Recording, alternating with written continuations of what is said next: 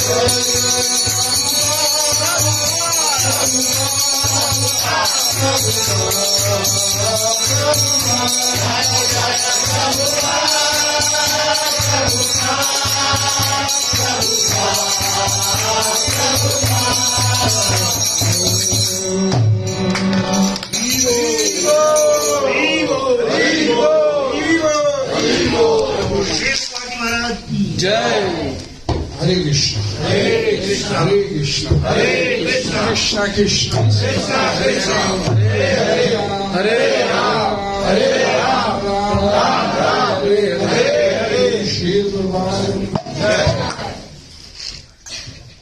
जब हम इस संसार में आए, जब हमारा आना होना था, तो सिंपली एक बात बताइएगा, कोई आपसे पूछने के लिए आया था भाई इस पर्टिकुलर घर में आपको पैदा करने लगे हैं, बताओ मंजूर है?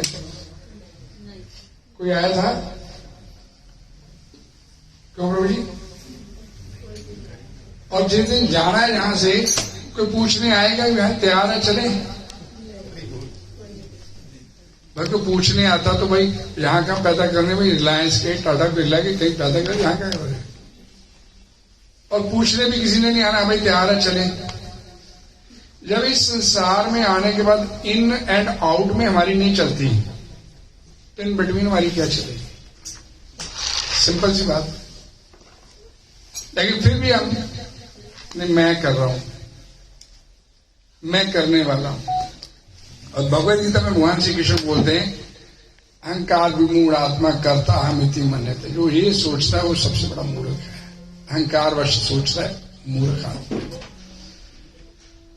आज बड़ा सुंदर श्लोक है श्रीमद् भगवद गीता का। हिज ग्रेस देवकेश प्रभु जी आज क्लास लेंगे और हमारे बीच में मौजूद है हिज ग्रेस कृष्णकांति दास प्रभु जी, उनके मार्गदर्शन में आज क्लास होगी यहाँ पर। तो बड़ा सुंदर श्लोक है, यद इच्छा लाभ संतुष्ट हो दंडवती तो भी मत सना। अपने आप जो मिलता चला जा रहा है इस संसार में आपको, उसी में जो संतुष्ट रहता है और दे भी वही रहा है। ये हम सोचते कि मैं मेहनत करूं तो मेरे को प्राप्त हो रहा है, ऐसा कुछ नहीं है। सब कुछ उसकी कृपा से।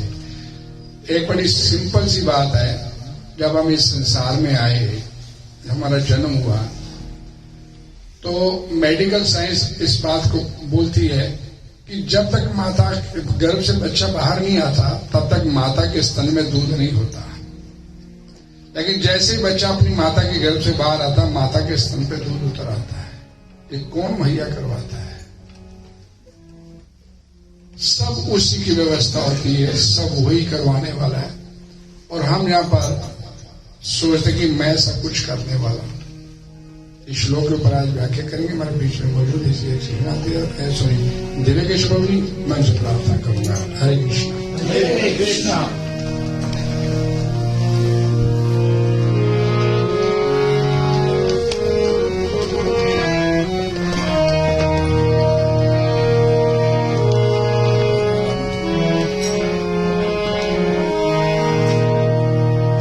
हरे कृष्णा, हरे कृष्णा। जय राधा माधव, जय कुंज बिहारी, जय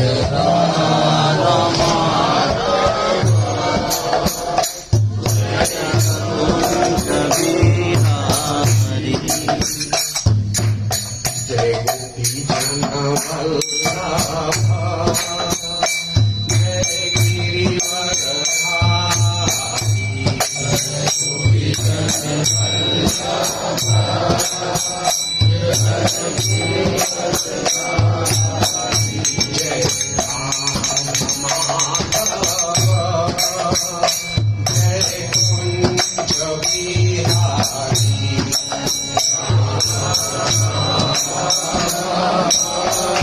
जय कुंज बिहारी, जय गोपीजन वल्लभ, जय गिरिवर धारी, गोपीजन वल्लभ, जय गिरिवर धारी, जय यशोदानंदना, जय ब्रज जनरंजना, जय यशोदानंदना, जय ब्रज जनरंजना, जय यशोदानंदना, जय ब्रज जनरंजना, जय यशोदानंदना, जय यमुना तीरा मन चारी, जय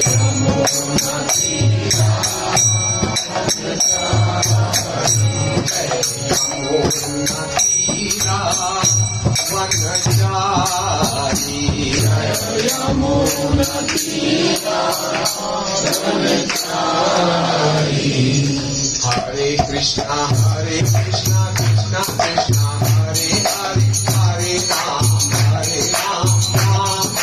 Hare Hare. Hare Krishna, Krishna Krishna, Hare Hare, Hare Ram, Ram Ram, Hare Hare. Hare Krishna, Krishna Krishna, Hare Hare, Hare Ram, Ram Ram, Hare Hare. Hare Krishna, Krishna Krishna, Hare Hare, Hare Ram, Ram Ram, Hare Hare. Hare Krishna, Krishna Krishna, Hare Hare, Hare Ram, Ram Ram, Hare Hare. Hare Krishna, Krishna Krishna, Hare Hare, Hare Ram, Ram Ram, Hare Hare. Hare Krishna, Krishna Krishna, Hare Hare, Hare Ram, Ram Ram, Hare Hare. Hare Krishna, Krishna Krishna, Hare Hare, Hare Ram, Ram Ram, Hare Hare. Hare Krishna, Krishna Krishna, Hare Hare, Hare Ram, Ram Ram, Hare Hare. Hare Krishna, Krishna Krishna, Hare Hare, Hare Ram, Ram Hare Hare. Jai Prabhupada, Prabhupada, Prabhupada, Srila Prabhupada.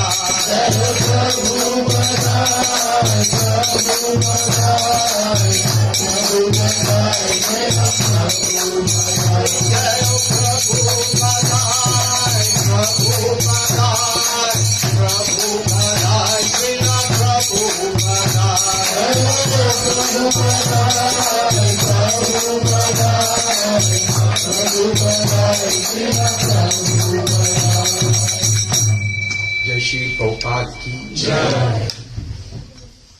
ओम ज्ञानतिमिरस्य ज्ञानञ्जनशलाकचक्षुर्मिलितं येन तस्मै श्रीगुरुवे नमः। श्रीचैतन्यमनोभीष्टं स्थापितं येन भूतले स्वेन रूपकदा ददाति सत्पदान्तिकं वन्देऽहं श्रीगुरु श्रीयुतपत्कमलं श्रीगुरून् वैष्णवांश्च श्रीरूपं साग्रजातं सैगनगुणाकान्तं तं सजीवं साद्वैतं सावधूतं परिजनसहितं कृष्णचैतन्यदेवं श्रीराधा कृष्ण पदांश्च श्री विशालान्वितंश्च नमो विष्णुपदाय कृष्णपृष्ठाय भूतले श्रीमते भक्तिवेदान्त स्वामी नामिने नमस्ते सरस्वती देवे गौरवाणी प्रचारणे निर्विशेष शून्यवादी पाश्चात्यदेशधारणे। हे कृष्ण करुणा सिन्धु दीनबन्धु जगत्पते गोपेश गोपिकथाधराधकान्त नमोऽस्तुते।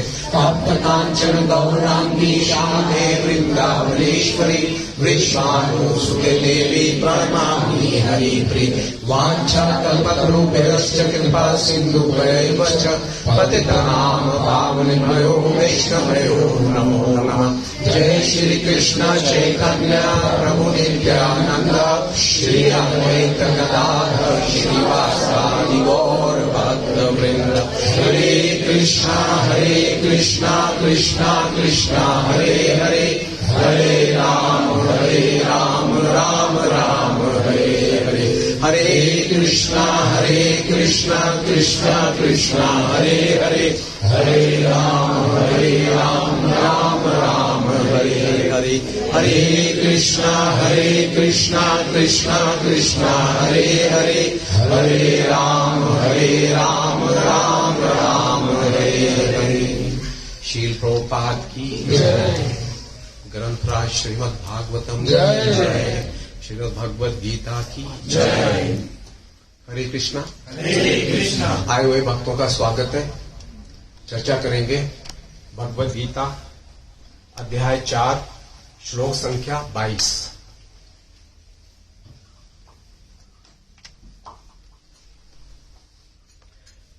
यदृच्छा लाभ संतुष्टो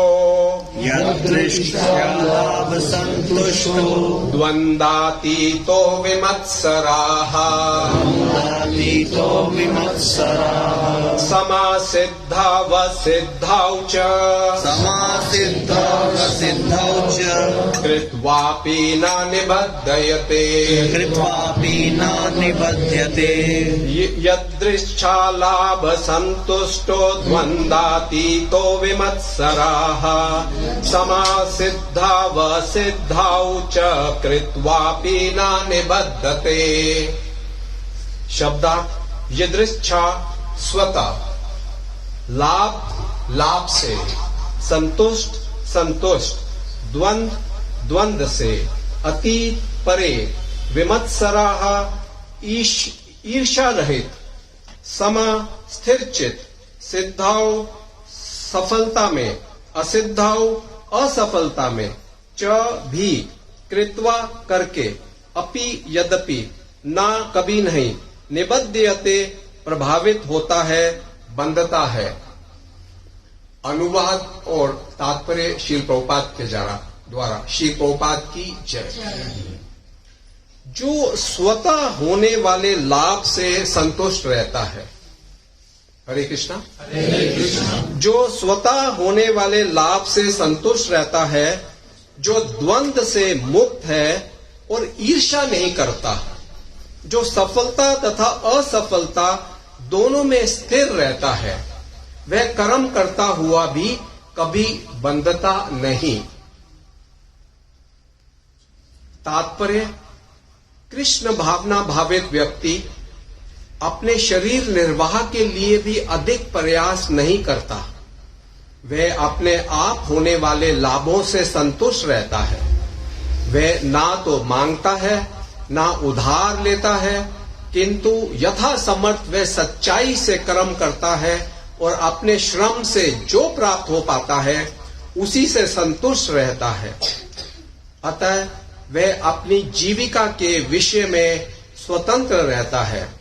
वह अन्य किसी की सेवा करके कृष्ण भावनामृत संबंधी अपनी सेवा में व्यवधान नहीं आने देता, किंतु भगवान की सेवा के लिए वह संसार की द्वैतता से विचलित हुए बिना कोई भी कर्म कर सकता है। संसार की ये द्वैतता सर्दी गर्मी अथवा सुख दुख के रूप में अनुभव की जाती है। कृष्ण भावना भावित व्यक्ति द्वैतता से परे रहता है, क्योंकि कृष्ण को प्रसन्न करने के लिए वह कोई भी कर्म करने में झिझकता नहीं। अतः वह सफलता तथा असफलता दोनों में ही समभाव रहता है। ये लक्षण तभी दिखते हैं जब कोई दिव्य ज्ञान में पूर्णता स्थित हो। हरे कृष्णा हरे कृष्णा हरे कृष्णा हरे कृष्णा कृष्णा कृष्णा कृष्णा कृष्णा हरे हरे हरे राम राम राम हरे हरे।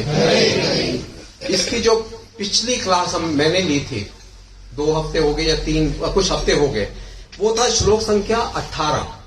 तो उसमें हमने समझा था कि जो मनुष्य कर्म में अकर्म और अकर्म में कर्म देखता है वह सभी मनुष्यों में बुद्धिमान है और सब प्रकार के कर्मों में प्रवृत्त रहकर भी दिव्य स्थिति में रहता है। तो तब बताया गया था कि भगवान भी कहते थे कि हमको समझना है कि कर्म क्या है, अकर्म क्या है और विकर्म क्या है। तो ये उस क्लास में बताया गया था कि कर्म, अकर्म और विकर्म। अकर्म क्या है, अगर आपको याद है तो उसको थोड़ा सा रिकैप कर देते हैं कि 4 क्राइटेरिया दिए थे उसके अंदर कि ये जो अकर्म है ये शास्त्रों द्वारा अनुमोदित है।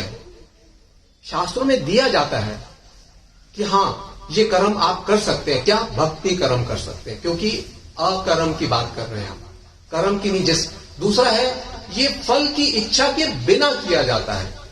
इसमें देयर इज नो डिजायर कि हमको इसका कुछ फ्रूट मिलेगा, फल मिलेगा। कर्म जो है उसमें फल की डिजायर होती है कि मेरे को ये कर्म करूंगा तो ये फल मिलेगा। हम अकर्म की बात कर रहे हैं अभी। तो इसमें जो है वो फल की इच्छा के बिना करते हैं इसको। तो क्या होता है, जब फल की बिना करते हैं तो इसमें कोई बंधन नहीं होता। नहीं तो जब कर्म करते हैं तो बंधन में फंसते हैं, क्योंकि उसको भोगतने के लिए आपको फिर आना पड़ेगा और आप बंधन में फंसे रहोगे। जो प्रारब्ध में लिखा है वो आज भी हम उसको सह ही रहे हैं और वही कर्म फल प्राप्त कर रहे हैं। लेकिन अकर्म में आपको बंधन नहीं होता है। और प्रभुपाद कहते हैं कि क्या लाभ होता है फिर अगर कुछ भी नहीं मिलता तो इसमें दिव्य सुख प्राप्त होता है। प्रभुपाद ने अपने तात्पर्य में क्या दिया कि इसमें दिव्य सुख प्राप्त होता है। तो ये जो श्लोक है 19 से लेकर 24 तक, आज हम कौन सा ले रहे हैं, 22वां श्लोक। 19 से लेकर जो 24 तक जो श्लोक है, इसमें अकर्म या निष्काम कर्म योगी या निष्काम भक्त जो है उसकी विशेषताओं के बारे में बताया गया है, उनकी कैरेक्टरिस्टिक्स के बारे में बताया गया, उनके फीचर्स के बारे में बताया गया है। या कोई अगर अकर्म या निष्काम कर्म करना चाहता है तो उसे क्या करना पड़ेगा वो बताया जा रहा है। तो 19, 20, 21, 22, 23, 24 में ये विशेषताएं, तो इसकी एक लिस्ट बनानी पड़ेगी। अगर आप लिस्ट नहीं बनाएंगे तो कुछ समझ में नहीं आएगा, अभी क्लास से बाहर निकलेंगे भूल जाएंगे। तो 19वें श्लोक में ये क्या बताते हैं, कहते हैं कि जिस व्यक्ति का प्रत्येक प्रयास इंद्र तृप्ति की कामना से रहित होता है, इंद्र तृप्ति की कामना उसमें नहीं होती है, वो होता है निष्काम योगी। उसकी एक विशेषता है ये। भगवान बोलते हैं जिस व्यक्ति के पास, तो वो व्यक्ति, क्योंकि यहां पे निष्काम कर्म की बात कर रहे हैं, तो वो व्यक्ति जिसको इंद्र तृप्ति की लालसा नहीं है कि मेरे को इंद्र तृप्ति करने है। 19वें श्लोक में बता दिया। और 20 में बताते हैं जिसने अपने कर्म फलों की सारी आसक्ति को त्याग दिया है। अकर्म वही करेगा ना जिसको फल की इच्छा ही नहीं है कोई। तो उसी के बारे में बताया जा रहा है कि अपने कर्म फलों की सारी आसक्ति को त्याग देता है। दूसरा हो गया। तीसरा क्या कहते हैं कि सदैव संतुष्ट रहता है। आज के श्लोक में भी कहते हैं कि स्वतः जो प्राप्त हो जाए उसमें संतुष्ट रहना है। पहले भी बता चुके हैं ये 20वें श्लोक में कि जो सदा संतुष्ट रहता है तथा स्वतंत्र रहता है। आज के प्रभुपाद ने अपने तात्पर्य में दिया है कि वो स्वतंत्र रहता है, वो किसी की यहां नौकरी वोकरी नहीं करता कि उसके बंधन हो जाए और फिर वो अपना कार्य ही ना कर सके। क्या कार्य? भगवान की भक्ति ही ना कर सके। तो स्वतंत्र रहता है और कोई सकाम कर्म नहीं करता, वो वाला कर्म नहीं करता, क्योंकि कर्म सकाम कर्म एक ही चीज है। क्योंकि उस सकाम कर्म में फल की इच्छा होती है, तो वो कोई भी सकाम कर्म नहीं करता। 5वां हो गया ये। छठा जो 21वें श्लोक में बोला गया था कि असंयमित मन तथा बुद्धि से कार्य करता है। वो संयमित मन से और बुद्धि से कार्य करता है। उसको पता है कि ये सही है, ये कर्म है या अकर्म है या विकर्म है, वो देख लेता है और उससे बुद्धि लगाकर वो कार्य करता है। फिर नेक्स्ट कहते हैं कि अपनी संपत्ति के सारे स्वामित्व को त्याग देता है। कोई स्वामित्व नहीं रहता उसके अंदर। जैसे आप एक एग्जाम्पल लेते हैं युधिष्ठिर महाराज जी का। जैसे ही युधिष्ठिर महाराज जी को पता लगा कि कृष्ण चले गए हैं, भगवान चले गए हैं, तो उन्होंने 1 मिनट नहीं लगाया, अपना सब कुछ छोड़ दिया, वहीं पर ही छोड़ दिया और वस्त्र पहने और चल दिए कि मैं तो चल रहा हूं। और बाकी लोगों को बताया नहीं, बाकी लोग अपने आप उनके पीछे पीछे चले। फिर परीक्षित महाराज जी ने भी यही किया। जैसे ही पता लगा कि 7 दिन में मृत्यु होने वाली है, सारा राजपाट अपने बेटे को दिया और चल दिए। 1 मिनट भी। तो अपनी संपत्ति के सारे स्वामित्व को त्याग देता है। और 8वां है केवल शरीर निर्वाह के लिए कर्म करता है।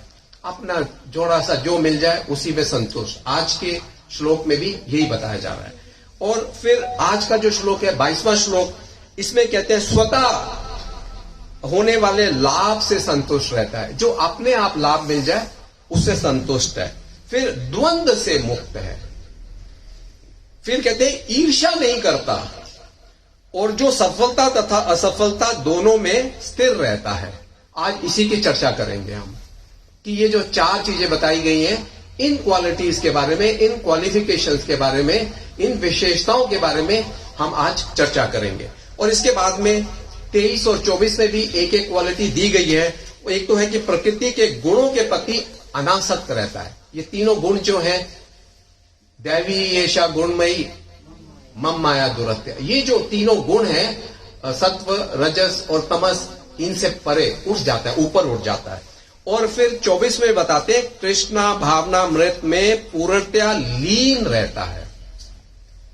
He is always absorbed in Krishna consciousness. तो ये जो है, इनके बारे में निष्काम कर्म योगी, निष्काम भक्त जो है, उसके बारे में बात कर रहे हैं। तो आज उनके बारे में कहते हैं कि वो व्यक्ति जो स्वतः होने वाले लाभ से संतुष्ट रहता है। हरे कृष्णा। हरे कृष्णा। इसमें प्रभुपाद लिखते हैं, कृष्ण भावना भावित व्यक्ति अपने शरीर निर्वाह के लिए भी अधिक प्रयास नहीं करता। वे अपने आप होने वाले लाभों से संतुष्ट रहता है। वे ना तो मांगता है, ना उधार लेता है, किंतु यथा सामर्थ्य वह सच्चाई से कर्म करता है और अपने श्रम से जो प्राप्त हो पाता है उसी से संतुष्ट रहता है। अतः वह अपनी जीविका के विषय में स्वतंत्र रहता है।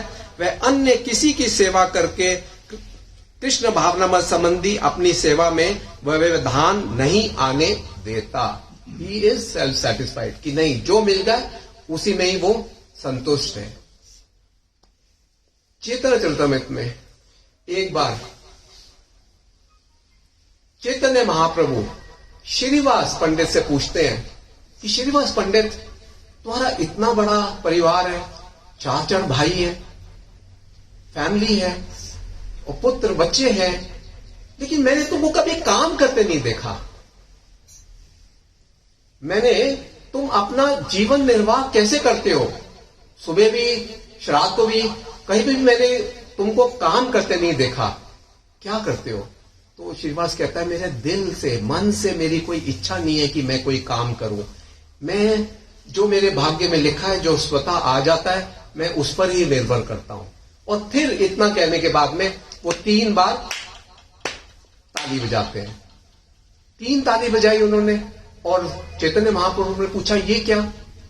तो कहते हैं, अगर पहले दिन, उस दिन, एक दिन मेरे को कुछ नहीं मिला तो मैं उपवास करूंगा, दूसरे दिन कुछ नहीं मिला तो मैं उपवास करूंगा, तीसरे दिन भी कुछ नहीं मिला तो मैं उपवास करूंगा, चौथे दिन मैं घड़ा लेके गले में बांध के पानी से भर के गंगा जी में डूब जाऊंगा। तो चैतन्य महाप्रभु ये सुन के कि कहते, श्रीवास तू उपवास क्यों करेगा? अगर लक्ष्मी देवी को भीख मांगनी पड़ जाए, जो गॉडेस ऑफ फॉर्च्यून है, वो कटोरा लेके भीख मांगने लग जाए कि उसके पास कुछ नहीं बचा अभी, लेकिन श्रीवास तुम्हारे घर में कभी भी कमी नहीं होएगी, क्योंकि श्रीवास पंडित जो थे वो सुबह, शाम, रात, हर समय भगवान का कीर्तन करते थे, भगवान का भजन करते थे। तो स्वतः जो अपने आप आ जाता था, उसमें बड़े संतुष्ट थे, उपवास करने को भी वो तैयार थे। हरे कृष्णा। हरे कृष्णा। हरे कृष्णा। हरे कृष्णा। कृष्णा कृष्णा कृष्णा कृष्णा हरे हरे हरे हरे हरे राम हरे राम हरे राम हरे राम राम राम राम हरे हरे हरे। मिगरारी की कथा भी आपने सुनी है। मिगरारी जो जंगल में शिकार करता था और पशुओं को अधमरा छोड़ देता था और उसी में ही आनंदित होता था। एक दिन नारद मुनि जी भी वहां पे गए, उन्होंने देखा कि अरे इतने सारे पशु जो हैं वो अधमरे पड़े हुए हैं। तो जब उन्होंने मिगरारी से बात करी तो उसको बताया, समझाया जब उसको, तो उसको बोला कि जो तू आप तेरे पास जो धनुष और बाण है इसको तोड़ दे, इसको फेंक दे, ये निकाल दे। तो वो कहता है कि अगर मैं इसको फेंक दूंगा, इसको निकाल दूंगा, तो मेरा जीवन निर्वाह, मेरी फैमिली का, बच्चों का जीवन निर्वाह कैसे होगा? यही तो मेरा एक जीविका का साधन है, कैसे करूंगा मैं फिर? उन्होंने कहा कि वो व्यवस्था भगवान करेंगे, और उसको विश्वास हुआ। उसने नारद जी को अपना गुरु बनाया, और वो जो उसके पास थे धनुष और बाण, उनको फेंक दिया उसने, तोड़ दिया उसने, और भगवान ने उसकी पूरी व्यवस्था, जो भी उसको चाहिए था, उसकी नेसेसिटीज में, कभी भी उसकी आवश्यकताओं में कभी भी कोई कमी नहीं आई। और 1 साल के बाद जब नारद मुनि और पर्वत मुनि फिर आए उसको मिलने के लिए, तो वो वहां से कूदता हाफता देखता, जमीन पर देखता हुआ आ रहा था कि अरे कोई चींटी ना मर जाए, कोई और पशु उनके पैरों के नीचे ना आ जाए। तो इतना उसके अंदर वो संघ का असर, एसोसिएशन का असर पड़ गया नारद मुनि को, पर्वत मुनि का, कि उसने वो जो हंटिंग प्रोसेस था वो छोड़ दिया, लेकिन निर्भर किसके ऊपर था? भगवान के ऊपर। और उन्होंने कह दिया था कि भगवान तुम्हारी व्यवस्था करेंगे। तो ही नेवर वेंट हंगरी, कभी उन्होंने फिर से वो धनुष बाण नहीं उठाया। ऐसे ही हरिदास ठाकुर जो थे, वो कभी भी जगन्नाथ मंदिर में एंटर नहीं किया, उन्होंने जाने भी नहीं देते थे, और वो खुद भी नहीं कहते थे कि मैं नहीं जाऊंगा, I will not enter the Jagannath मंदिर। चैतन्य महाप्रभु जो स्वयं साक्षात जगन्नाथ ही हैं, वो रोज जगन्नाथ प्रसाद लेके हरिदास ठाकुर के पास जाते थे, and he used to make sure कि वो उसको पाए, उसको खाएं। जब तक वो पा नहीं लेते थे तब तक वो वहां से जाते नहीं थे। तो चैतन्य महाप्रभु स्वयं उसको प्रसादम व्यवस्था कराते थे। और ये जो है भगवत गीता में भगवान क्या कहते हैं? भगवान कहते हैं 9.22 में कहते हैं, अनन्यया चिंतयन्तो माम ये जना पर्युपासते तेषाम नित्यभियुक्तानाम योगक्षेमं वहाम्यहम्, कि उनकी जो आवश्यकताएं होती हैं मैं उन्हें पूरा करता हूं, और जो उनके पास नहीं है वो ला के देता हूं, और जो है उसकी रक्षा करता हूं। ये भगवान ने उत्तरदायित्व लिया हुआ है। फिर जो स्वतः अपने आप आ जाए तो उसके लिए क्या प्रॉब्लम है? क्यों हम संतुष्ट नहीं रहते हैं? क्यों हम और भाग दौड़ी और आज ये नहीं वो नहीं, रिटायरमेंट भी होगी उसके बाद भी कर्म करेंगे और नौकरी लेंगे कि कुछ तो आएगा, कुछ तो मिलेगा। तो वी आर ऑलवेज वो दैट लोभ में पड़े रहते हैं। और यहां पे वो कहते हैं कि मैं ला के देता हूं, और चैतन्य महाप्रभु स्वयं हरिदास ठाकुर के लिए जगन्नाथ जी का प्रसाद लेके जाते थे और उनको देते थे, और वेट करते थे कि जब मेक श्योर करते थे कि ही ईट्स इट ऑल्सो, कि वो पा ले खा ले उसको। हरे कृष्णा हरे कृष्णा कृष्णा कृष्णा हरे हरे हरे राम राम राम हरे हरे। इसी पर एक छोटी सी मेरे को सुनी है मैंने ये कथा। ये जो है हिज होलीनेस तीरथ गोस्वामी महाराज जी, ये जब फॉरेन गए थे, एम्स्टरडैम प्रोबेबली हॉलैंड में गए थे ये, तो वहां पे कथा कर रहे थे। तो एक व्यक्ति प्रश्न उत्तर के टाइम में खड़ा हो गया और वो उनसे पूछता है कि भगवान तो कहते हैं कि वो जिसके पास भक्त के पास नहीं है वो मैं ला के देता हूं, और जो है उसकी रक्षा करता हूं। मेरे पास नौकरी थी वो भी चली गई, और अब मेरे पास कुछ भी नहीं रह गया। मैं रोज गीता का पाठ करता हूं, लेकिन भगवान तो मेरे पास कुछ नहीं करते, लाए ही नहीं, कुछ लेके ही नहीं आए, कुछ करा ही नहीं उन्होंने। तो कहां करते हैं आप बताइए, फिर हमको क्या करते हैं? तो हिज होलीनेस तीरथ गोस्वामी महाराज जी उसको बोलते हैं कि अच्छा तुम क्या करते हो? गीता का पाठ करते हो? हाँ, मैं रोज गीता का पाठ करता हूं। तो अच्छा मुझे ये बताओ कि आप दिन से लेकर रात तक या अगले दिन तक क्या करते हो? तो होता है मैं सुबह उठता हूं, मैं मंदिर जाता हूं, मैं पहले हनुमान जी के पास हनुमान चालीसा पढ़ता हूं, फिर शिव जी के पास जाता हूं, उनको जल चढ़ाता हूं, फिर देवी जी के पास जाता हूं, देवी की पूजा करता हूं, और फिर राधा श्याम सुंदर है वहां पे, उनके सामने जाता हूं, वहां पे ये पूजा करके मैं घर जाता हूं, घर जाके मैं गीता उठाता हूं, गीता का पाठ करता हूं, और फिर मैं भोजन ग्रहण करता हूं, और फिर ऑफिस जाता हूं।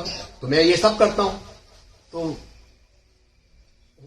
तीर्थ गोस्वामी महाराज जी बोलते हैं कि अच्छा, तो तुमने गीता पढ़ी, क्या पढ़ा? तो वो यही बोलता है, तेषाम नित्यभियुक्ता नाम योगक्षेमम वहाम्यहम्। तो उन्होंने कहा कि कभी तुमने इसकी पहली लाइन भी पढ़ी है क्या? तुमने ये लाइन तो पढ़ी और कह दिया कि भगवान तो कुछ करते ही नहीं है, तुमने इसकी पहली लाइन पढ़ी क्या? पहली लाइन में क्या बोलते हैं? अनन्याश्चिन्तयन्तो माम ये जना पर्युपासते। क्या कहते हैं?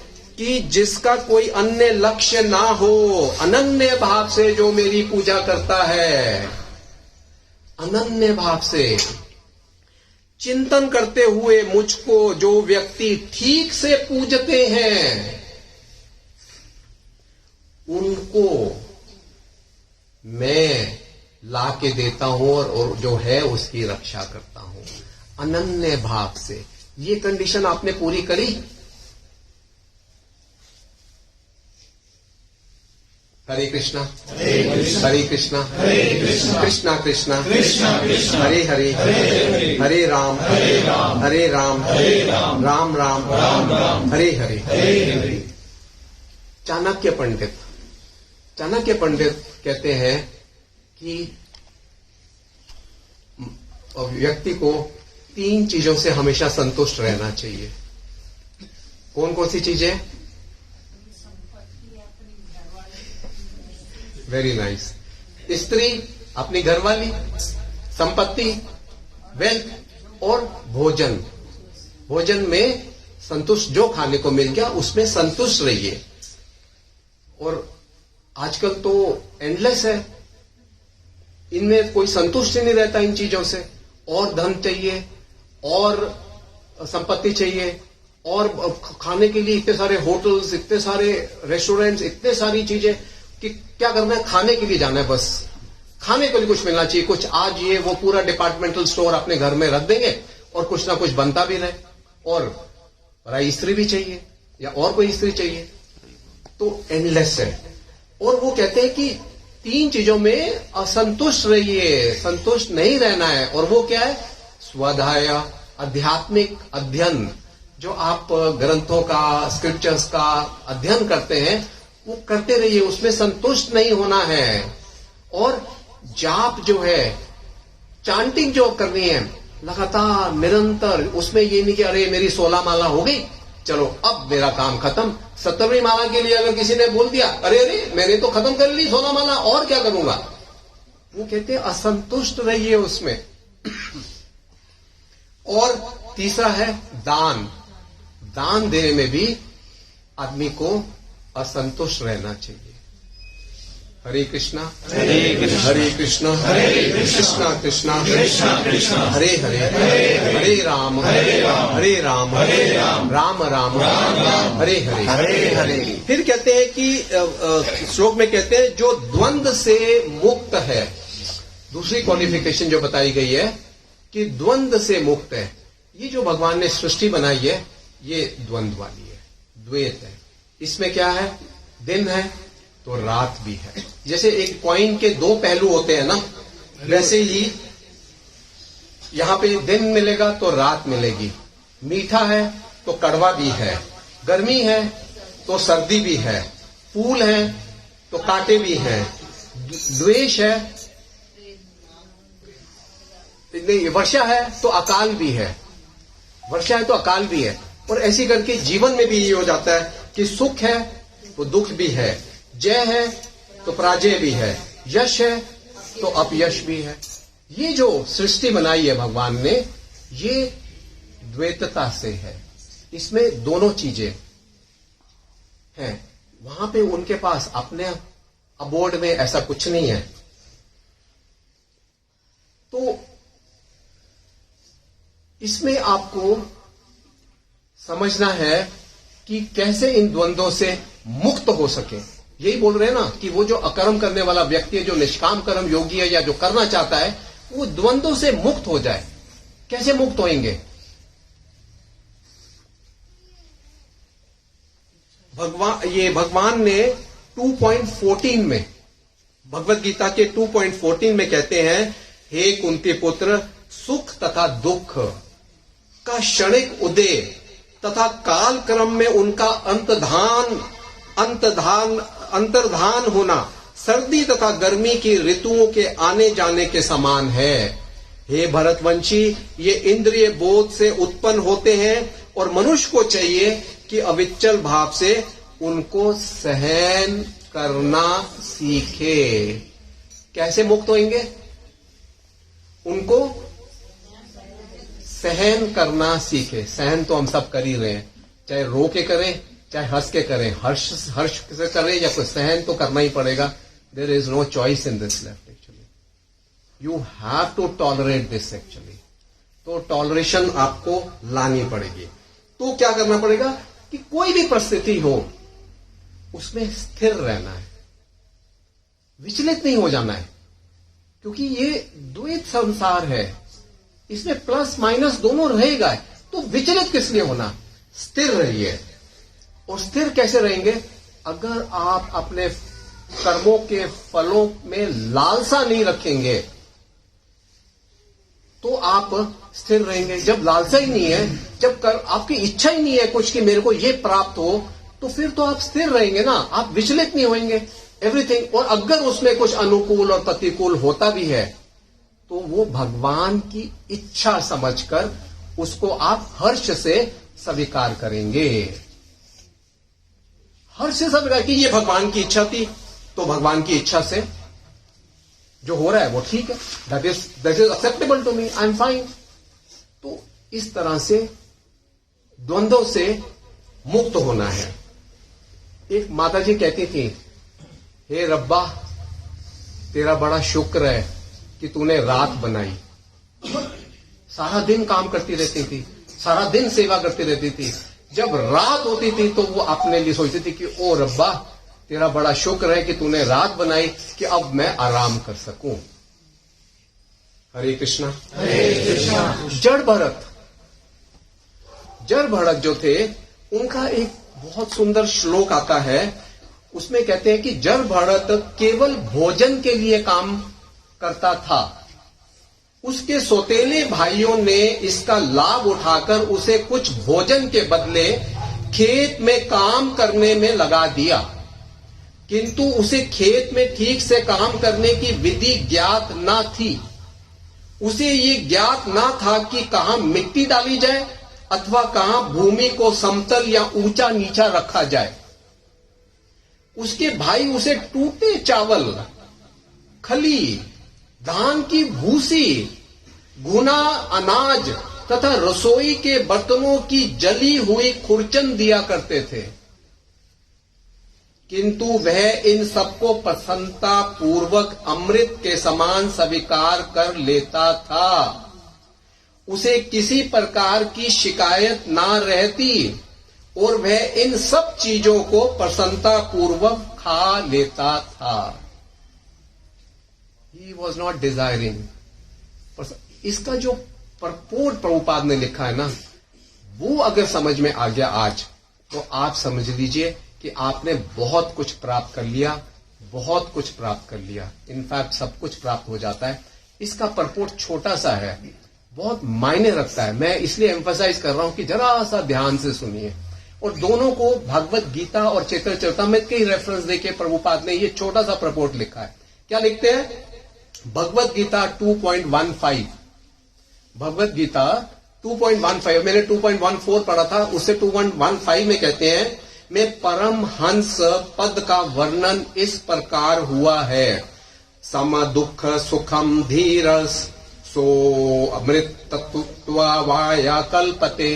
तो कहते हैं, जब किसी मनुष्य को इस संसार के सुख दुख नहीं व्यापते तो वह अमृत तत्व अर्थात शाश्वत जीवन के योग्य होता है।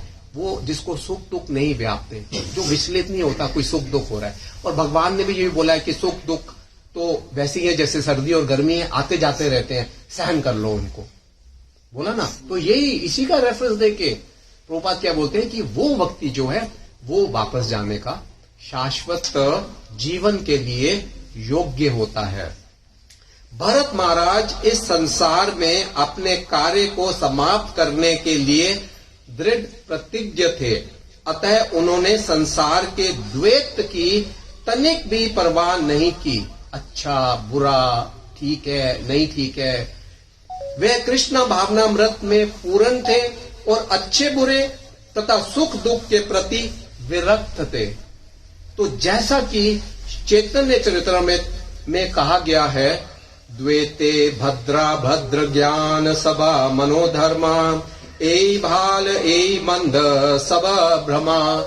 तो ये जरा ध्यान से सुनिएगा, चैतन्य चरित्र में क्या कहती है, इस संसार में अच्छे तथा बुरे का विचार मानसिक कल्पना है, अतः ये कहना कि ये अच्छा है और ये बुरा है सारी की सारी एक भूल है। मनुष्य को ये समझना चाहिए कि द्वैत भाव के संसार में ये सोचना कि ये अच्छा है अथवा ये बुरा है मात्र मन गढ़ंत कल्पना है। मन गढ़ंत, अपने मन की अच्छा है ये बुरा है, ये अच्छा नहीं लगता, ये सारी जिंदगी इसी में निकल जाती है हमारी। हर घर घर में यही होता है, ये अच्छा नहीं लगता, उसको ऐसे कैसे कर देंगे, ऐसे कैसे दे देंगे, ये अच्छा नहीं है। और अच्छा बुरा सिर्फ मन गढ़ंत आपकी मानसिक रिक्वायरमेंट है, मानसिक है ये आपका। Unnecessarily we waste our time on this silly issue कि अच्छा नहीं लगता, ये अच्छा है और ये बुरा है। ये अगर समझ में आता है तो, लेकिन प्रभुपाद इसके बाद फिर कहते हैं, फिर भी किसी को इस भावना का अनुकरण ना करके समभाव की स्थिति प्राप्त करनी चाहिए, सम रहना चाहिए, विचलित नहीं होना है। हो गया अच्छा हो गया, भगवान की कृपा होगी, अच्छा नहीं हुआ, भगवान की इच्छा थी। तो इसमें वेयर इज द प्रॉब्लम, द्वैत कहां से आएगा? फिर द्वैत से आप मुक्त हो जाएंगे। हरे कृष्णा हरे कृष्णा कृष्णा कृष्णा हरे हरे हरे राम राम राम हरे हरे। भगवान रामचंद्र, उनको तो बोल दिया गया था कि आप कल राज सिंहासन पर बैठेंगे और आपका राज तिलक होएगा। और उसी दिन कितनी जबरदस्त कि कई ने दशरथ महाराज जी से वरदान मांग लिए और उनको क्या बोला कि इनको 14 साल का वनवास हो जाए। तो भगवान राम ने वो जो था, दोनों आज्ञाएं उनको मान्य थी। कहीं प्रॉब्लम ये नहीं कि जब उन्होंने कहा वनवास जाना पड़ेगा वो विचलित हो गए, नहीं ना, वो बहुत हर्षित थे जब उनको बोला गया कि कल आपको आपका राज तिलक और राज सिंहासन मिलेगा। ना ही वो सैडन थे या दुखी थे या विचलित थे कि अब 14 साल का वनवास करना पड़ेगा। तो ये वाली स्थिति होनी चाहिए कि oh it's okay, whatever is there fine. वो तो खुद भगवान के साथ ऐसा हुआ, तो विचलित नहीं हुए, it was acceptable to him. वो तो स्वयं अकेले ही जाना चाहते थे, लक्ष्मण भी आगे, फिर सीता भी माता भी आगे, और सब फिर वनवास गए। एक्चुअली तीसरा वो बोलते हैं ईर्ष्या नहीं करता, ईर्ष्या नहीं करता। हरि बोल। ईर्ष्या क्या होती है? उसके पास है मेरे पास नहीं है, उसके पास है। और ईर्ष्या और द्वेष दोनों एक ही है। ईर्ष्या द्वेष भाई बहन है या भाई भाई है या बड़ा भाई छोटा भाई है, ईर्ष्या और द्वेष। तो ये जो ईर्ष्या है ये बहुत खतरनाक है। चित्रकेतु महाराज की कथा आती है भागवतम में। चित्रकेतु जो थे इतने एजुकेटेड थे, तरुण थे, हट्टे कट्टे थे, सब उच्च कुल से थे, सब सुविधाएं उनके पास थी। उन्होंने, और सक्षम थे, संतान उत्पन्न करने में भी सक्षम थे, उन्होंने 1 करोड़ स्त्रियों से विवाह किया। कृष्ण भगवान ने कितनों से किया? 16,108। तो हम फिर भी बोलते हैं 16,108 कैसे कर लिया? चित्रकेतु ने 1 करोड़ स्त्रियों से विवाह किया, लेकिन किसी भी स्त्री से संतान नहीं हो पाई। और जब अंगिरा ऋषि उनके पास आए, उनकी सेवा करी, तो उनसे वरदान मांगा, तो उन्होंने कहा ठीक, तुमको एक पुत्र होगा, लेकिन हर्ष का भी कारण होगा, विषेद का भी कारण होगा। तो उन्होंने, जब उनका पुत्र हो गया तो बहुत खुशी, बहुत आनंद, बहुत अच्छे। और जो बाकी जो उन्होंने यज्ञ किया, यज्ञ से खीर दी, खीर उन्होंने अपनी बड़ी, वो जो उनकी थी पत्नी कृतद्युति को उन्होंने वो दे दी। और कृतद्युति सबसे बड़ी थी और सक्षम भी थी, और बाकी सारी स्त्रियां भी बहुत सुंदर थी। लेकिन जब उन्होंने देखा कि राजा अब सारा वक्त जो है, समय जो है, वो अपनी पहली वाली स्त्री से बता रहा है, तो और उन्हीं का एक पुत्र है, हमारा पुत्र भी नहीं है, कोई भी नहीं है, संतान नहीं है, तो उनको क्या हुआ? ईर्ष्या हुई, द्वेष भी हुआ, ईर्ष्या हुई। ईर्ष्या होने से उन्होंने एक दिन जब देखा कि राजा हमारी तरफ नहीं ध्यान दे रहा है, तो उन्होंने उस बच्चे को ही जहर दे दिया। ये है ईर्ष्या, कितनी खतरनाक है। वो द्वेष को पैदा कर देती है कि जब आप द्वेष में क्या होता है कि आप उसकी या किसी और की हानि करना शुरू कर देते हैं, कि उसकी हानि भी हो। दुर्योधन का भी यही हाल था। दुर्योधन ने जब इंद्रप्रस्थ देखा कि अरे इतना सुंदर, इतना बढ़िया महल उसके पास है, मेरे पास नहीं, तो सारी की सारी उसको अंदर ईर्ष्या ही भरी रह गई, जो इवेंचुअली उसके पतन का कारण भी बनी। और श्रीमद् भागवतम में व्यास देव जी ने पहले कैंटो का पहले ही अध्याय के दूसरे श्लोक में ही बोल दिया कि जो व्यक्ति ईर्ष्या करता है वो भगवत ज्ञान, भगवान का जो ज्ञान होता है, the knowledge of supreme personality of godhead, को नहीं पा सकता। जिसके अंदर ईर्ष्या है, सेकंड श्लोक में ही बता दिया गया। और प्रभुपाद ने भी वही लिखा, वही बताया कि उसको समझ ही नहीं आएगी, ही विल नॉट अंडरस्टैंड, उसको समझ ही नहीं आएगी जिसका हृदय शुद्ध नहीं है। उन्होंने मत्सरा का जो मीनिंग लिया वो हृदय शुद्ध से लिया, क्योंकि ये जो ईर्ष्या है वो हृदय में ही तो रहती है। हृदय को शुद्ध करना है, वहां से ईर्ष्या को निकालना है। भक्ति विनोद ठाकुर कहते हैं कि ईर्ष्या जो है वो सबका लीडर है। वो कहते हैं कि काम और क्रोध जो है वो लोभ के अंदर है। और भगवत गीता में भी बोलते हैं, भगवान कृष्ण बोलते हैं कि अगर काम है, अगर वो पूरा नहीं हुआ तो क्रोध आएगा, पूरा हो गया तो लोभ आ जाएगा। तो ये जो है ये दोनों लोभ के अंदर है। फिर कहते हैं कि काम, क्रोध और लोभ जो है वो भ्रम के अंदर है, वो इल्यूजन के अंदर है। और फिर कहते हैं कि काम, क्रोध, लोभ और भ्रम जो है वो अहंकार के अंदर है। और बहुत अहंकार होता है। वो गीता में भी भगवान कहते हैं कि अहंकार करेगा तो फिर मारा जाएगा। वो दैट फेमस श्लोक जो प्रभु जी रोज बोलते रहते हैं, अहंकार वाला, अहंकार नहीं, सतत एनीवे। तो काम, क्रोध, लोभ, ये जो है भ्रम, और ये जो है अहंकार, ये जो है ये ईर्ष्या के अंदर है। आप देखिए ये कैसे लीडर नहीं बना। मच्चिता, हाँ, यस, दिस इज द श्लोक।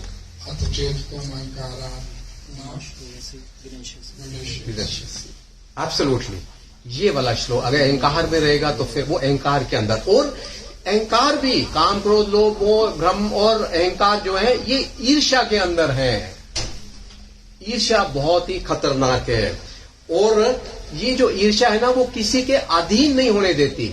आप किसी के भी अनुगत नहीं होंगे, आप किसी गुरु को भी स्वीकार नहीं करेंगे। क्यों? क्योंकि आपके अंदर वो सब कुछ है, अहंकार भी है, ईर्ष्या भी है। अरे क्यों? वो भी तो इसके साथ में वो कहते हैं कि ईर्ष्यालु व्यक्ति जो होता है वो भगवान में श्रद्धा नहीं रखता, उसकी भगवान में श्रद्धा ही नहीं होती है। कैसे करेगा वो श्रद्धा?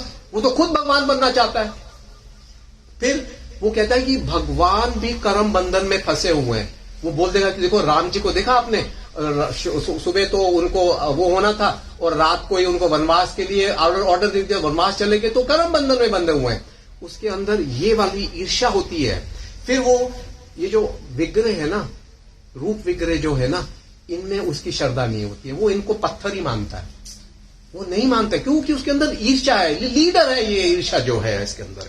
फिर उसके अंदर वो कभी भी भगवान की दासता को स्वीकार नहीं करता। वो कहेगा कि ये जो भगवान है ना, ये तो किंग्स थे, ये तो राजा थे, राजा की दासता कैसे स्वीकार की जाएगी? नहीं, तो वो दासता भी स्वीकार नहीं करता। और वो दयाहीन होता है, निर्दयी होता है वो। हरे कृष्णा हरे कृष्णा कृष्णा कृष्णा हरे हरे हरे राम राम राम हरे हरे। ग्रह मेदी जो है, प्रभुपाद कहते हैं कि जो ग्रह मेदी है, ग्रह मेदी ईर्ष्यालु होता है। दो है ना, गृहस्थ और ग्रह मेदी। गृहस्थ जो होता है वो कृष्ण भावना व्रत, भगवान को सेंटर पे रख के भगवान के लिए सारे कर्म करेगा, काम भी करेगा और पूजा भी करेगा और भगवान को याद भी रखेगा, उनको सेट पर। लेकिन ग्रह मेदी जो है वो ईर्ष्यालु होता है। सेकंड कैंटो में उन्होंने स्टार्टिंग में ही ये बता दिया कि ग्रह मेदी के क्या लक्षण है उसमें। तो हम लोग भी ग्रह मेदी का ही अनुसरण करते रहते हैं और अपने आप को गृहस्थ में भी नहीं डालते हैं। हरे कृष्णा। तो प्रश्न ये होता है कि ईर्ष्या से मुक्त होना, ईर्ष्या से कैसे बचे, ईर्ष्या से कैसे बचे? तो गुरु महाराज गोपाल कृष्ण गोस्वामी महाराज जी से एक व्यक्ति ने प्रश्न किया कि हमको तो ईर्ष्या हो जाती है, किसी डिवोटी को ही देखते हैं उससे भी ईर्ष्या हो जाती है, तो हम क्या करें? तो उन्होंने कहा कि ईर्ष्या नहीं करनी चाहिए, ईर्ष्या नहीं करनी चाहिए, बल्कि आपको प्रसन्न होना चाहिए कि उसके पास इतनी योग्यता है और भगवान से प्रार्थना करनी चाहिए कि भगवान मेरे को भी योग्यता दो। गोपाल कृष्ण गोस्वामी ने ये बहुत सारे इनके ऊपर उन्होंने दिए, मैंने सिर्फ एक कोट लिया है उनका। वो कहते हैं कि आपको प्रसन्न होना चाहिए कि उसके पास ये योग्यता है और भगवान से प्रार्थना करो कि मेरे को भी वो योग्यता मिल जाए। तो प्रैक्टिकल एस्पेक्ट में यह है कि किसी से तुलना नहीं करनी चाहिए। अगर आप किसी से तुलना नहीं करेंगे ना कि अरे तेरी साड़ी मेरी साड़ी से सफेद क्यों, तेरी ज्वेलरी मेरी ज्वेलरी से अच्छी क्यों, ये मकान जो है मेरे मकान से अच्छा क्यों, तेरी गाड़ी इतनी बड़ी मेरी छोटी क्यों, तुलना करना छोड़ दोगे ना, तो ये जो भाव है ना ईर्ष्या का, इससे भी बचे रहोगे एक्चुअली। क्योंकि एक वो स्टोरी आती है ना छोटी सी, अभी 7 मिनट है मेरे पास, जो स्टोरी आती है ना, वो कहते हैं कि एक भक्त था, वो भगवान की बहुत उसने पूजा करी, भगवान प्रसन्न हो गए और बोला कि हाँ बेटा वरदान मांग। तो वो कहता है कि और भगवान ने ये कंडीशन लगा दी कि जो तू मांगेगा तेरे पड़ोसी को डबल मिलेगा उसका। तो उसने कहा मेरे को एक मकान दे दो बड़ा सा। तो उसके पड़ोसी को देखा 2 मकान मिल गए। तो वो देखते ही उसको ईर्ष्या हो गई, द्वेष हो गया उसके अंदर। तो कहता है दूसरे वरदान में वो क्या मांगता है कि मेरी एक टांग टूट जाए। क्या कह रहा है? द्वेष, और ये ईर्ष्या ने कर डाला। तीसरा कहता है मेरी एक आंख फूट जाए। तो उसकी तो दोनों टांगे दोनों आंखें फूट जाएंगी ना। हरे कृष्णा। दिस इज दैट द्वेष एक्चुअली, दिस इज दैट ईर्ष्या, ये करा देती है। इसलिए ये बहुत खतरनाक है ईर्ष्या। और इसीलिए ये जो भागवतम में 2nd श्लोक में ही बोल दिया गया कि समझ में नहीं आएगी भागवतम जब तक आप ईर्ष्या करेंगे। If you must get rid of this ईर्ष्या एक्चुअली। फिर कहते हैं कि अपने से नीचे की तरफ देखो। ऊपर को क्यों देखते हो आप? नीचे की तरफ देखो एक्चुअली। नीचे देखोगे तो जैसे एक आदमी था, वो साइकिल पर जा रहा था, उसने देखा कि एक मोटरसाइकिल पर जा रहा है, तो उसने कहा भगवान मेरे को मोटरसाइकिल मिल जाए। लेकिन आगे गया तो देखा कि एक आदमी, उसके तो टांगे ही नहीं है, तो कहते भगवान आपका बहुत शुक्र है, मेरे पास 2 टांगे तो है। तो अगर आप नीचे की तरफ देखोगे ना, तो आपको ये ईर्ष्या नहीं सताएगी। और दोष नहीं देखने चाहिए, दूसरों के अंदर अच्छाई देखनी चाहिए।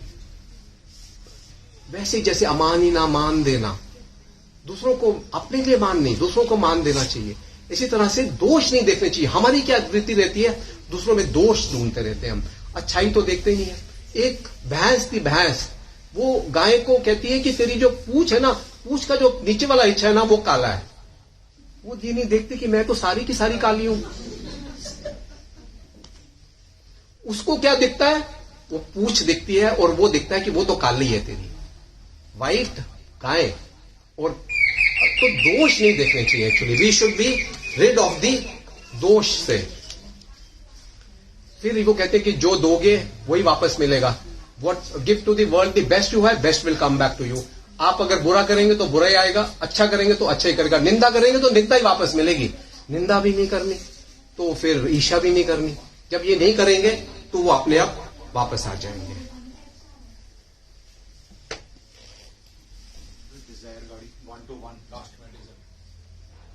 One two one last two digit है। डिजायर गाड़ी किसी की है, वो रास्ते में खड़ी है। मारुति डिजायर।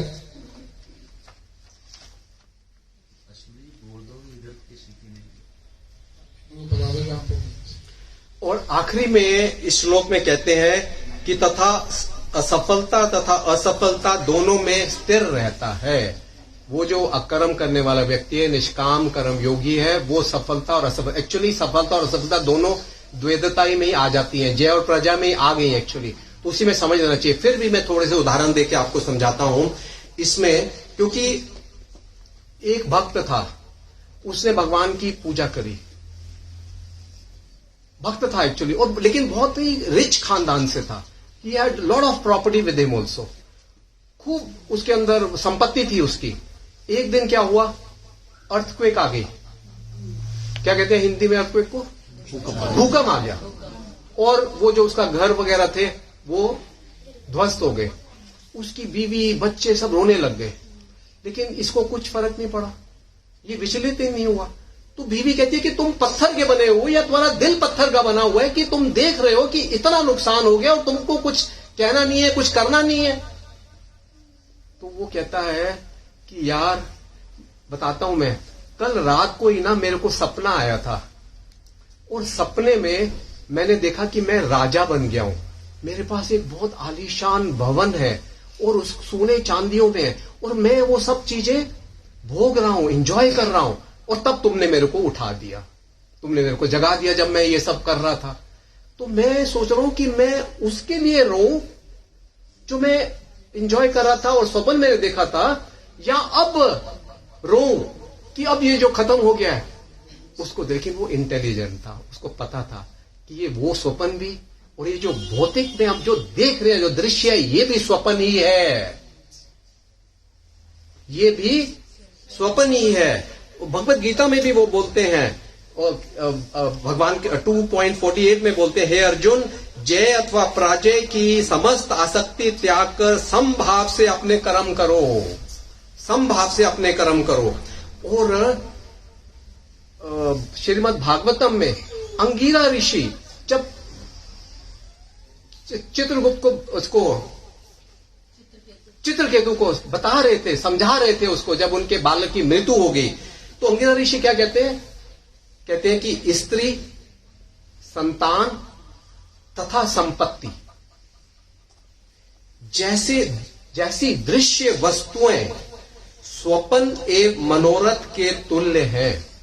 स्वप्न और डिजायर मनोरथ के तुल्य हैं। ये वास्तव में हम जो कुछ देखते हैं उसका स्थायी अस्तित्व नहीं होता। It is not permanent. स्थायी अस्तित्व कहां है उनका? इन्होंने तो सब चले जाना है, सब फिनिश हो जाना है। वे कभी दिखती हैं और कभी नहीं। अपने पूर्व कर्मों के अनुसार हम मनोरथ का सृजन करते हैं, और उन्हीं के कारण हम आगे कार्य करते हैं। और श्रीला प्रभुपाद ने अपने तात्पर्य में कहा, हर भौतिक पदार्थ एक स्वप्न की भांति है। हर भौतिक पदार्थ, ये शरीर भी भौतिक है प्लीज, हर भौतिक पदार्थ एक स्वप्न की भांति है, क्योंकि वास्तव में उनका स्थायी अस्तित्व नहीं होता। प्रभुपाद अपने तात्पर्य में बताते हैं। तो समय हो गया, आप इसको कंक्लूड करते हैं। कंक्लूजन में सिर्फ एक श्लोक 12.18 and 19 में इस सारे का सारा ना अपने आप ही वो सारांश या सार आ जाता है। और क्या है वो 18 और 19 में कहते हैं, जो मित्रों तथा शत्रुओं के लिए सम्मान है, भगवान कह रहे हैं, जो मित्रों तथा शत्रुओं के लिए सम्मान है, जो मान तथा अपमान, शीत तथा गर्मी, सुख तथा दुख, यश तथा अपयश में समभाव रखता है, जो दूषित संगति से सदैव मुक्त रहता है, जो सदैव मौन और किसी भी वस्तु से संतुष्ट रहता है, वे किसी प्रकार के घर बाहर की परवाह नहीं करता, जो ज्ञान में दृढ़ है और जो भक्ति में संलग्न है, ऐसा पुरुष मुझे अत्यंत प्रिय है। हरे कृष्णा हरे कृष्णा कृष्णा कृष्णा हरे हरे, हरे राम राम राम हरे हरे। आप सबका बहुत बहुत धन्यवाद। किसी को कोई प्रश्न हो तो पूछ सकते हैं, और मेरे से कोई त्रुटि हो तो उसको क्षमा करिएगा।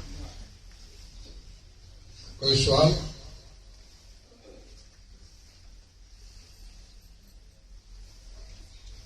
हरे कृष्णा। श्री प्रभुपाद की जय। अभी प्रभु ने बड़े सुंदर शब्दों में आपको बड़ा थोड़े से शब्दों में ज्ञान दिया। तो ये भागवत ज्ञान, ये पहले इन्होंने बोल दिया कि निर्मत सराम सताम, उन लोगों के लिए जो शुद्ध होना चाहते हैं या शुद्ध है या शुद्ध होना चाहते हैं। तो ये नहीं, ये इन्होंने इतने विस्तार से आपको बताया कि अगर मन में ईर्ष्या द्वेष जैसा कुछ चलता रहेगा तो हम जिंदगी में कभी भी आध्यात्मिक उन्नति नहीं कर सकते। इसके लिए वो भी चर्चा करेंगे। हमारे बीच में मौजूद हिज ग्रेस कृष्णकांत दास प्रभु जी। ज्ञान है, इसको विज्ञान कीजिए तो जीवन सफल। श्री भगवान की जय। आप सभी का बहुत बहुत धन्यवाद। आज 24 दिसंबर, अगला प्रोग्राम हमारा होगा 31 दिसंबर को, लेकिन उससे पहले परसों दिन सोमवार शाम को 5:30 से 7:30 बजे हाउस नंबर 1678 सेक्टर 15 विशेष हरिनाम संकीर्तन कार्यक्रम। आप सब लोग वहां पर भी साथ में देते हैं। 1678 सेक्टर 15 परसों दिन सोमवार शाम को 5:30 से 7:30 आप सभी को वहां पर साथ। हरे कृष्णा। आज का प्रसादम किसी भक्त द्वारा स्पॉन्सर किया गया। उन्होंने अपना नाम लेने से मना किया था। श्री श्री निताई गौर सुंदर, श्री श्री जगन्नाथ बलदेव सुभद्रा महारानी को अपने चरणों में भक्ति प्रदान करें। श्री गोपाल जी को अपने आश्रय में रखें। ये कामना करते हुए आप सभी भक्तों से प्रार्थना है कि आप सभी उनके लिए 3 बार हरि बोल और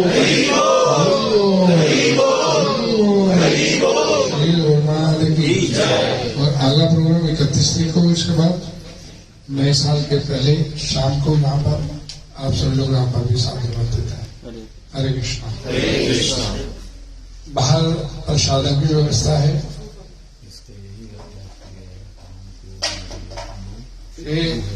हरे कृष्णा। और जिनकी प्रसादन की वितरण की सेवा, हमसे प्रार्थना है कि कोई भी पैकिंग नहीं दी जाएगी। किसी